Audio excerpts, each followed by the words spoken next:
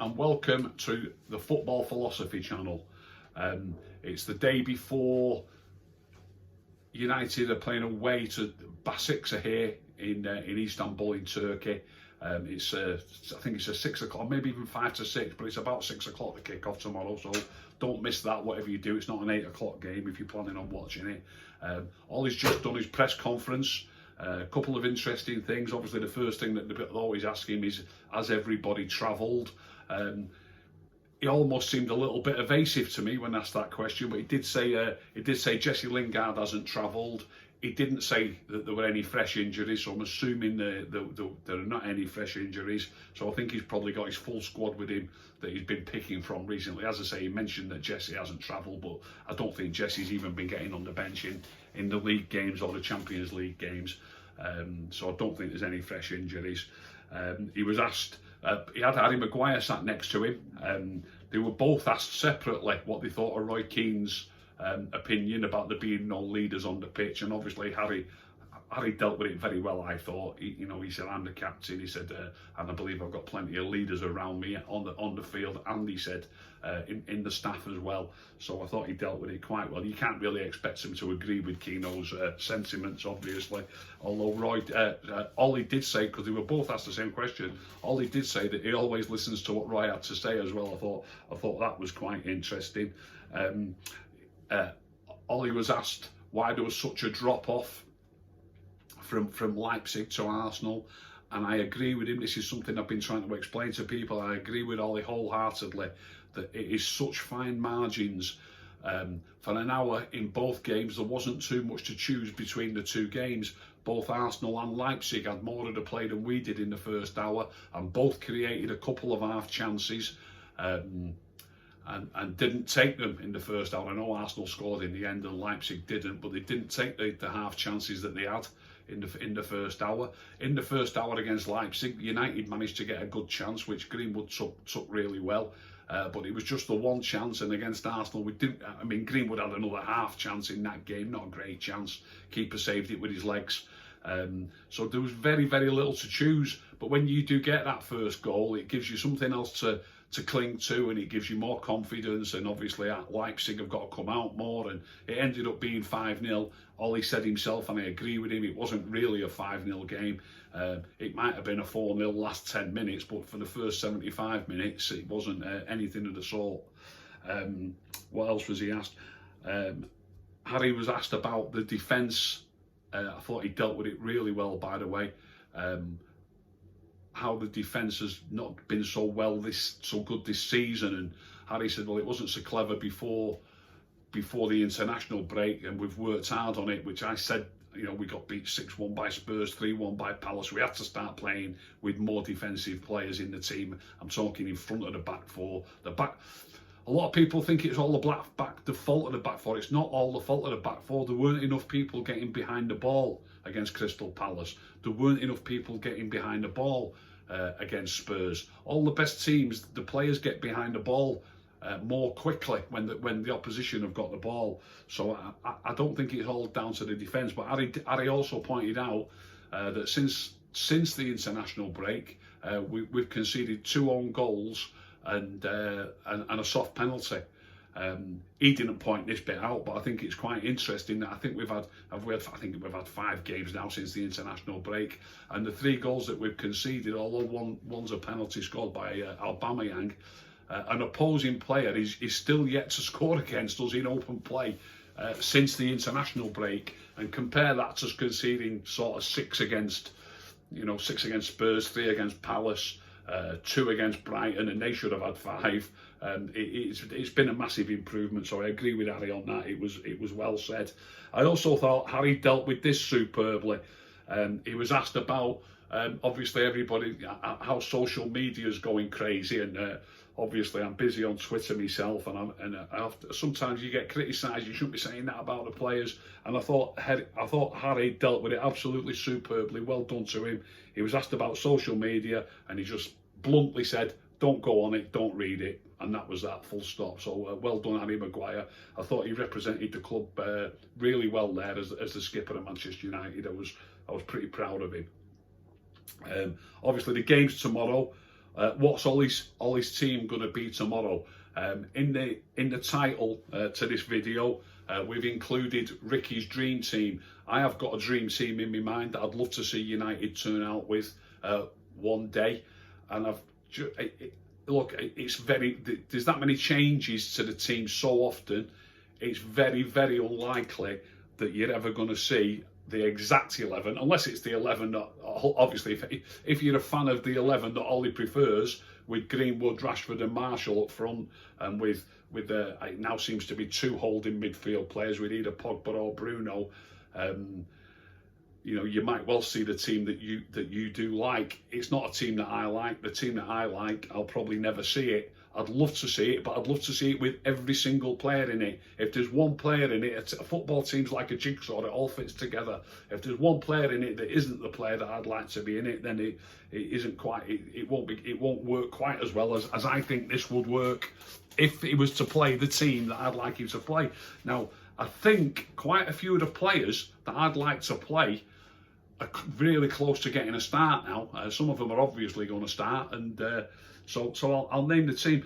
First of all, we did the show the other day, and I spoke first about the football, why it's called football philosophy, and my philosophy on football. So I'll just do a quick recap on that, because this is important. This is why I prefer the players that I'm going to name. So first of all, football philosophy. I love a player who's got a great first touch. Your first touch is all important. At the weekend, for example, players were giving balls into Marcus Rashford and Greenwood as the strikers, where sometimes we have Marshall as a striker, and I think they were dispossessed a little bit too easily. Some of that is down to the first touch not being great, and sometimes people don't realise that your first touch isn't just about controlling the ball, but it's controlling the ball into the position that you need it to be. Marshall's really good. The ball drops to him, and he's feeling for the defender. If the defender's slightly to his right, his little touch will take it slightly to the left. And it really is an art form. So it's not just about controlling it, but it's about controlling the ball into a position that makes it difficult for the opponent. At the weekend, our forwards were too easily dispossessed. Marshall's really difficult to dispossess because his first touches not just kills the ball well, but actually kills it into a position that makes it easier for him to protect it. Obviously, it's not just in the forward areas that's important. It's important all over the field. If you've got a good first touch, it gives you a split second extra on the ball to pick the pass that you want to make. So I love a player with a good first touch. I love a player who passes it simply. Keep it simple. Too many people seem to think, by the way, that when I say simple passing, that it's got to be sideways passing or passing it backwards. Nothing of the sort. Plenty of times the pass into a forward's feet or out to the winger who's in front of you, or maybe to a full back who's overlapping, it can be simple passing. So it's not, when I say simple passing, don't make the mistake of thinking that I want everybody to keep passing it sideways or everybody to keep passing it backwards.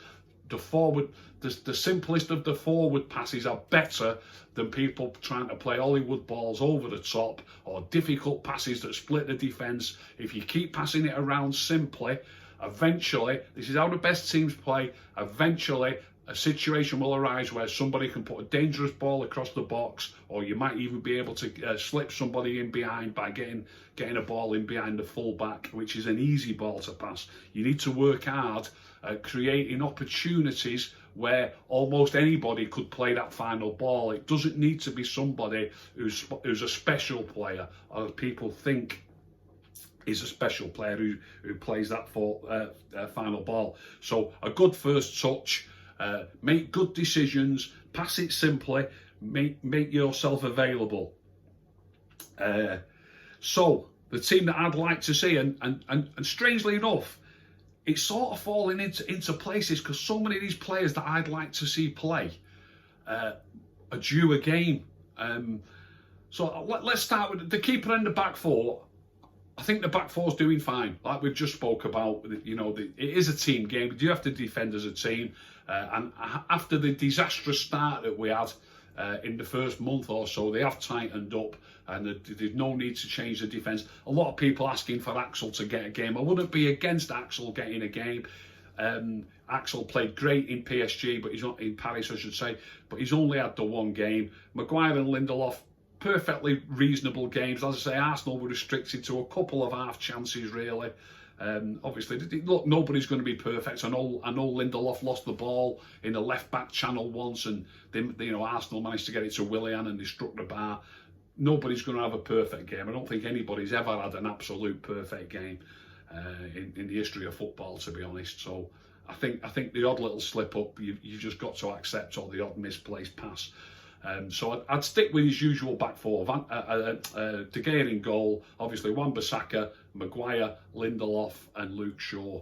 I thought Luke Shaw was class. I've watched the game back twice. He had a great game, Luke Shaw, at the weekend. He really did. Fans don't see players having great games when you've got beat, but it is possible for one or two of your players to play really well and some of the other players not to play so well, and it doesn't really get noticed. Going into the midfield, I would like to still see him play. He's got to still play with the two simple holding players. I'm picking this in 4-4-2 or 4-4-1-1, by the way. And by the way, as well, I must say this. This is the team that I would like to see him play. It's not what I'm predicting, although I am saying some of these players will play. Some of these players are due a game. I don't think Ollie's going to stick with his same team from the weekend. I really don't. So I think in midfield, I would go as my central pairing. There's a show going up.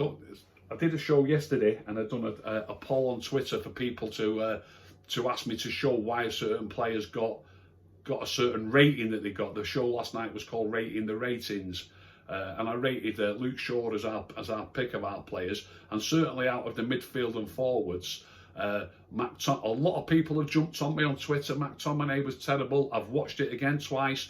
I did the poll on Twitter, and in the poll, McTominay's easily coming out on top at the minute. So it's going to be, and my show this afternoon is going to be about McTominay's game against Arsenal, and in particular because so many people were saying that Fred should have got a higher mark than McTominay. In particular, I'm going to compare him to Fred. I've watched the game back twice. I've got no doubt in my mind that McTominay played better than Fred did at the weekend. No doubt whatsoever. And if you want to watch the show this afternoon, you'll see that explained step by step through the game. So apart from that, whether you think that agree with that or not, I just think there's half a chance that Fred might get a rest tomorrow anyway. I think I'm right in saying he's played every league game, and he's played both of the Champions League games. McTominay got a rest last week because Matic started against Leipzig. Surely Matic is due a start. I thought he looked strong. I thought he played well when he came on. So I've just got to hope that my favourite pairing for our two central midfield players of McTominay and Matic might actually happen tomorrow for the first time in a long time. The last time, by my recollection, that McTominay and Matic started in the same game, don't laugh, the last time they started in the same game was away to West Ham when we got beat 2-0 last season. So obviously people are going to say, wow, the last time they started we got beat 2-0 by West Ham. We've lost worse games than that since then, by the way. That's one thing. But secondly, as I said before, it's a team game. You need the whole team to be strong. In that game at West Ham, Anthony Martial was missing. Marcus played at number 9. Marcus doesn't hold the ball up as well. If Martial would have played, we might well have scored an earlier goal. We might... any goal, but an early goal before they score, it puts you in the driving seat. So goals change games. So there was no Martial that day, which is a big miss. Pereira was playing in midfield, so the team was nothing like the team that I would like it, even though McTominay and Matic did start. So I make no apologies for saying that. To go back that far since they both started in the same team together is a bit strange, really, if I'm honest, when you think he changes the team so much. So I'd go with McTominay and Matic as my two holding players. I also, Fred's left-footed predominantly, Matic is left-footed predominantly.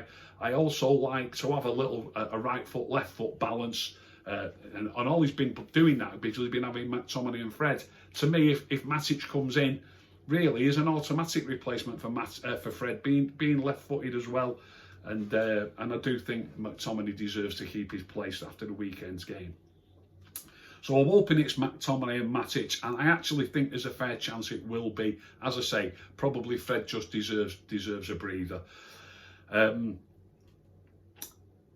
On the right flank, in 4-4-2, well, on both flanks in 4-4-2, when we play in a 4-3-3 with Greenwood and Rashford as the wide players and Marshall playing as a number 9, Greenwood and Rashford are forwards, and they play like forwards, and they do track back, but they're not switched on early enough to get behind the ball into defensive shape. This is what it's not the only reason. I'm not saying it's Greenwood's fault and Rashford's fault that we let 6 in against Spurs, that Palace beat us 3-1. I'm not saying that for one moment. It's about the whole team. It's about everybody. So they've got to get the team shape right. They've been getting it better since those early defeats, but they've been getting it better because they've had the 2 holding midfield players, and the two best games, the second game that I'm going to mention here, again, I'm going to say don't laugh about this, but it really is. In the league, our best performance so far this season was Newcastle United away. Without a doubt, I don't think anybody can argue with that, a 4-1 win. Some will say the goals didn't come till late when subs were made. Mata was still on the pitch when it was 3-1, by the way. A lot of people say to me, oh, they've gone off. Mata hadn't gone off. It was 3-1 when Mata went off against Newcastle. And he was heavily involved. He played a beautiful ball through for the second goal, which is obviously a massively important goal. Rashford and Bruno did their magic, but it was still a beautiful pass by Mata that set Rashford free. So on the right, I like Juan Mata. Everybody knows I like Juan Mata. He, as I've just spoken about, my football philosophy, he plays the game like I want the game to be played. He's got a great first touch. He's aware of what's around him. He gives simple passes. He makes himself available. And I've just spoken about his through ball to Rashford against Newcastle that ended up resulting in the second goal. He put Marcus through against Chelsea. These passes are easy passes. Juan Mata makes them look easy, and they are easy. But he's playing easy passes that are simple and 5 and 10 yard passes. And like I keep saying, the opportunity will come. It will come. If you keep passing it simply, to be able to make that killer pass, and it doesn't need to be any special player. His ball through was beautifully played for Rashford, which resulted in the goal at Newcastle, but it was fairly easy. Then against Chelsea, an easy through ball, again for Rashford. This time the keeper made a really good save with his legs. Maybe Marcus could have tucked it a bit more in the corner. But Juan Mata, he does see the opportunity, but he's not. Juan Mata's not trying to force it. He doesn't make bad decisions. He doesn't try to make chances when the opportunity isn't there to make a chance. He keeps the game simple. When the opportunity arises, he pounces on it. So for me, wide on the right, Juan Mata every day of the week. I just did touch on, like I said, that our best 2 performances. If you consider we've got beat 6-1 by Spurs, put that one out the window. We got beat 3-1 by Palace, put that one out. Brighton, we did manage to win it, but come on, you know, it was 2-2 as the ref was blowing his whistle, and they did the woodwork 5 times. We were poor against Brighton. How we managed to win that game, I don't know. So I'm not including that one. And then it wasn't Arsenal, we got beat 1-0. People might, obviously it's fresh in the mind, everybody was devastated, but it's better than getting beat 3-1 by Palace, it's better than getting beat 6-1 by Spurs, and we weren't much worse than we were against Brighton, even though we won that game. If Brighton hit the woodwork 5 times, if 3 of them went in, we wouldn't be saying now, we played all right against Brighton, would we? So that leaves us with Chelsea and Newcastle when you look at the 6 league games. So our best league performance so far is Newcastle. And without any doubt in my mind, our second best performance in the league so far this season was the 0-0 draw against Chelsea. After the Chelsea game, people were up in arms, we've only drawn 0-0. But when you put it into context of the other games, and the reason I'm mentioning this is Juan Mata played in both of those games. So the 2 games that have been our best 2 games out of 6 so far, Juan Mata has played in them. So I'd have Juan Mata on the right-hand side. So we've got Juan Mata on the right, and I think there's a chance he'll get a game as well. This is my point. I think there's a chance he's due a game. He's played those 2 league games. He's not played now against Leipzig, and he's not played against Arsenal. It might just be his turn to come in. And if he comes in and he's got McTominay and Matic in the midfield giving balls to him on the right, I think he's got a fair chance of having a decent game. I'm going to leave the left wing at a minute. A lot of people are going to say, "Oh, I know who he's going to pick on the left wing," but I've got reasons, and it's about fitting the team together. I want Van der Beek to get a game, and again, I think he's due a game, and I think he might well get a start. So look, I'd love all these players to start. I don't think they'll all start, but I do think some or even most of them will start, just because basically they're champing at the bit. When they do play, they play well, or at least okay, and they've had a few games, but not enough games. So I think Van der Beek at number 10. A lot of people think I've got an agenda against Bruno. When Bruno plays it simply, he's absolutely superb. He's one of the players, though, and I put Pogba in the same bracket, who tries to force it too often. You know, too many difficult balls over the top, too many difficult balls trying to split the opposition's defence when it isn't really a chance to do that. I've just pointed out Juan Mata's ball against Newcastle, his ball through to Rashford against Chelsea. I'll bring Bruno into the equation. He put Rashford through a great ball for the goal against Leipzig. But the difference is that ball was on. That ball was on. I want him to play balls that are on. Of course, when it's on, it's on. But he's trying balls that are not on. Juan Mata doesn't try balls that are not on. From what I've seen of Van der Beek so far, he doesn't try balls that are not on. Gives it simply, gets it back, makes yourself available. My football philosophy. So I want Van der Beek to get a game at number 10. And if Van der Beek's playing at number 10, and then obviously I don't need to eulogise about Anthony Martial. I think everybody knows what I think about Martial. Strong, great first touch, lays it off well, wins free kicks, gets people back into the game. United play better and score more goals when Anthony Martial plays. Lots of fans think he's not scoring goals, he's not playing well, he's not running people ragged, he's not playing well.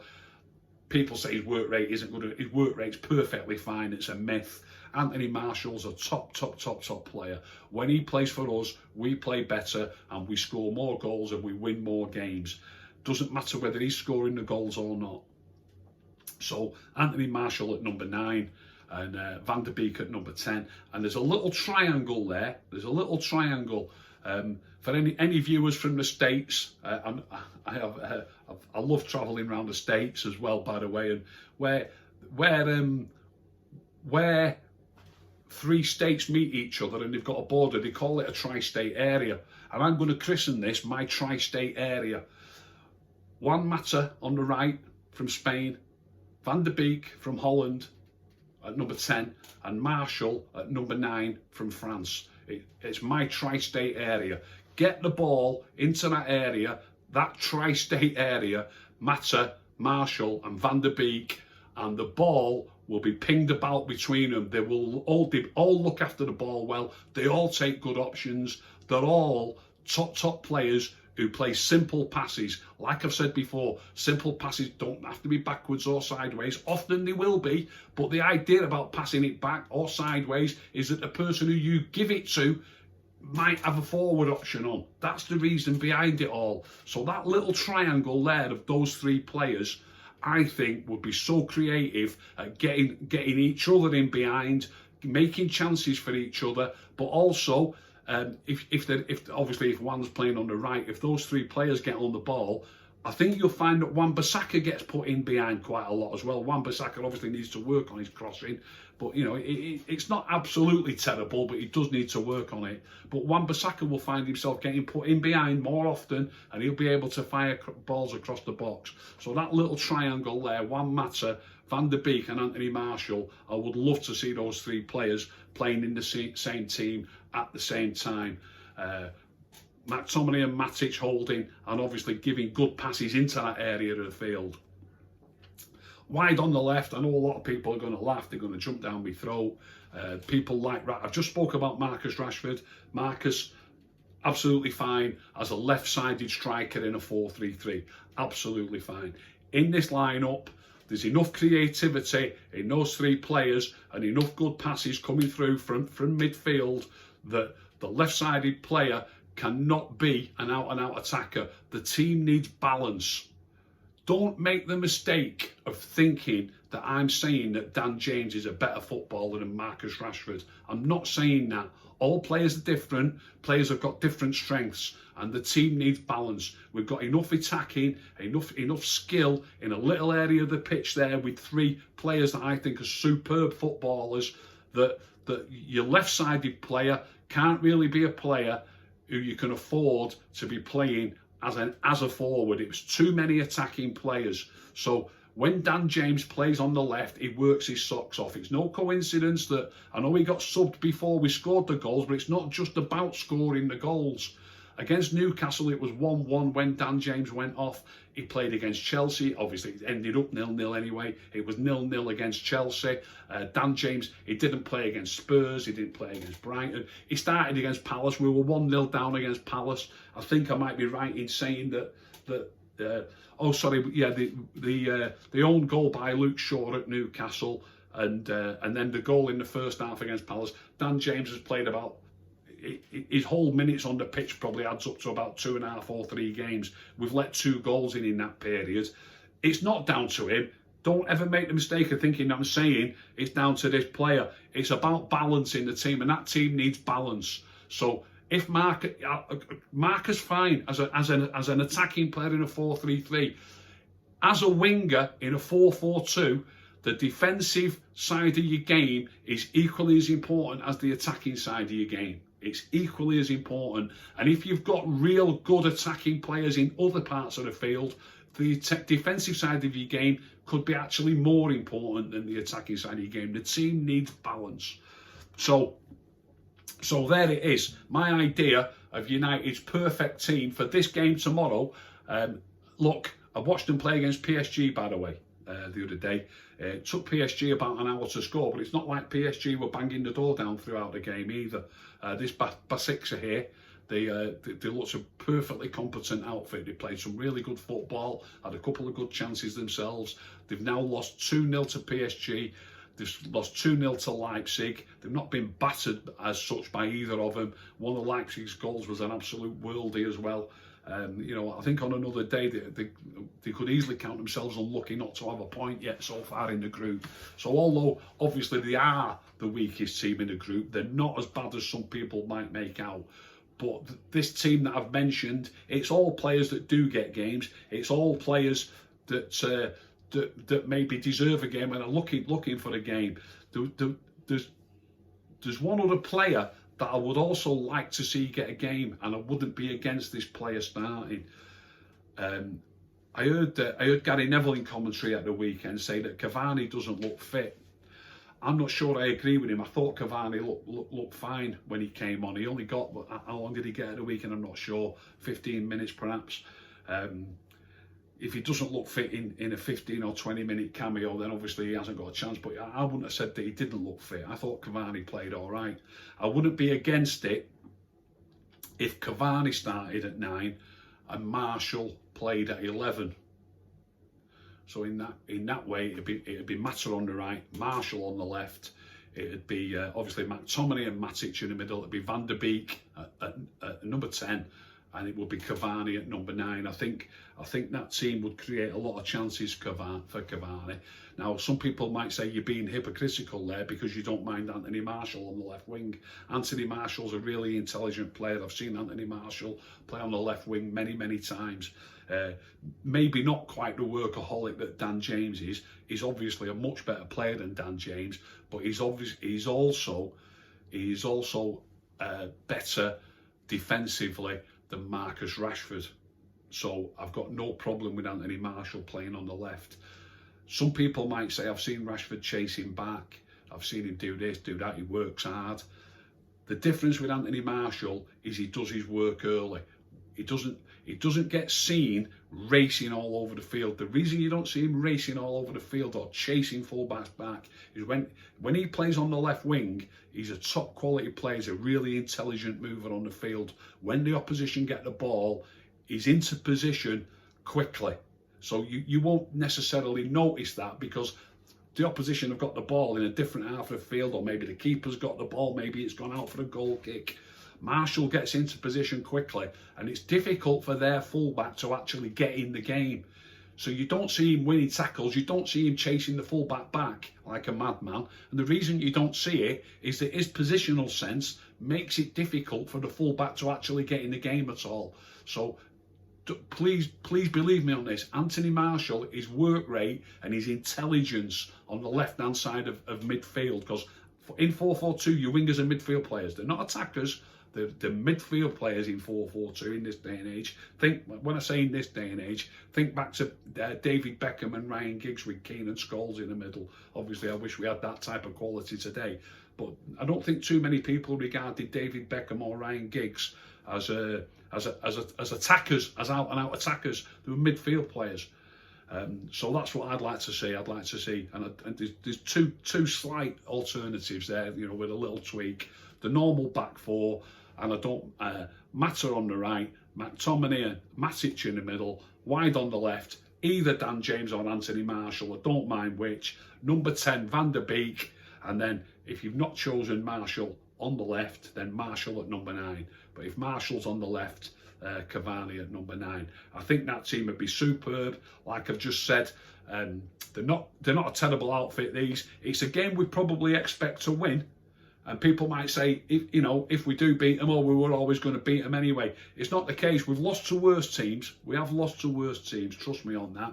So that's about it. That's the team that I'd like to see play tomorrow. It's not my suggestion that Ollie will pick that team, although I do believe Mata might play. Obviously, these are not all going to play. I believe Mata might play. I believe Matic is going to get a run. I believe McTominay might keep his place because Fred has played every game so far. Martial's surely going to play. He didn't play at the weekend. He was suspended. And I think Van der Beek's champing at the bit, and he's starting to get a little bit more game time now. All of these players are due a game and might get a game, but I just cannot bring myself to hope that absolutely every one of them will play. He might not want to rest Bruno again. He might not want to rest Rashford again. So I don't think they'll all play, but I think most of the players that I would like to see play will play. And I'm gonna defend myself even before the ball's kicked. If 4 of them play, it isn't good enough. You know, it's got to be the whole team. The team's like a jigsaw. It's got to be the whole team, and that's what I want to see happen. So I hope you've enjoyed that show. Later on this afternoon, I'll be putting up my player in focus, which will be on Scott McTominay. If you've enjoyed the show, tell all your friends about it. And watch the show this afternoon about Scott McTominay. And if you didn't enjoy it, just keep stum.